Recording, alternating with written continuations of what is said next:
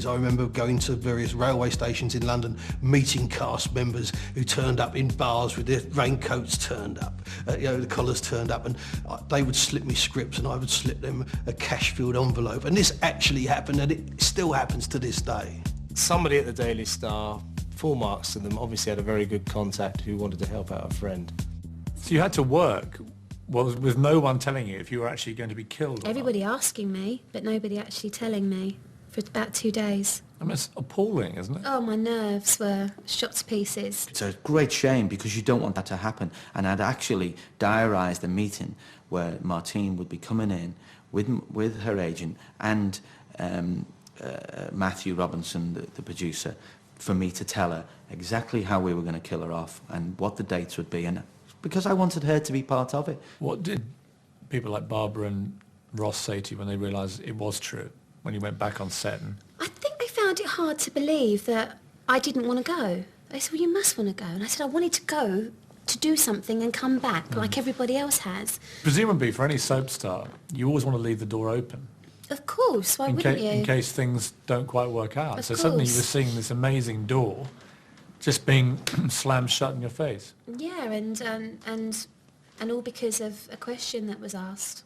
Do you think it was a situation where new management had come in and wanted to make an example of someone? Maybe.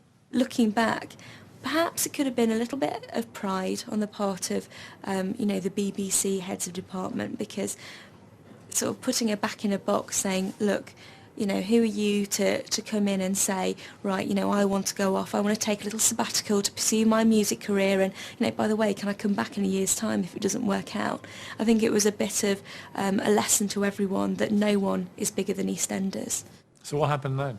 We agreed to have a meeting at the BBC, and it was the most slow torture experience I've ever had. I just sat there thinking, okay, so what's the upshot? Am I being killed? Was it true? Was it not true? And Mel went, so Matthew, tell Martine what's going to happen to the character. So rather than tell me the upshot, he told me the whole storyline for what was going to be happening over the next few months. Just not getting to the point of And then death. finally, bang, Frank runs you over and you're dead. And I just went...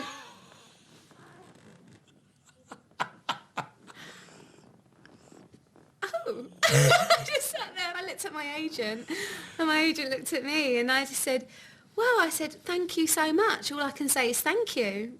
And it's all I could think of in my head. It's just the first thing that came out. Thank you for killing me. And I just said, well, thanks for, giving the character such a shocking send-off. Did you feel that inside you, that you just weren't going to give them what they wanted? I had to be strong, and I wasn't going to be the victim. And I just thought, I don't agree with the way you've done it, but it's business. I'm an actress. I've got to make this work for me. It's torture, isn't it? Oh, it was torture. Your career entire is career in EastEnders going. is over.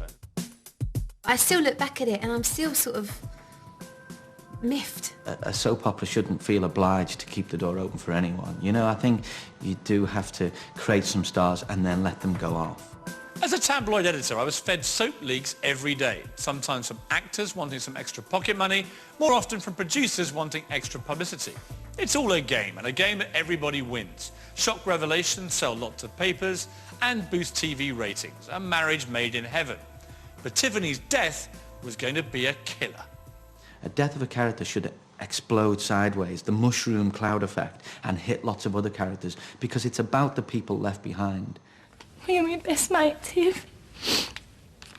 I don't really know what I'm going to do without you. Come here. If you're Tiffany, it's midnight, it's New Year's Eve, you're about to leave the country with your child to get away from your abusive husband. She runs out of the Queen Vic. It's snowing. It's midnight. The bells are starting to ring.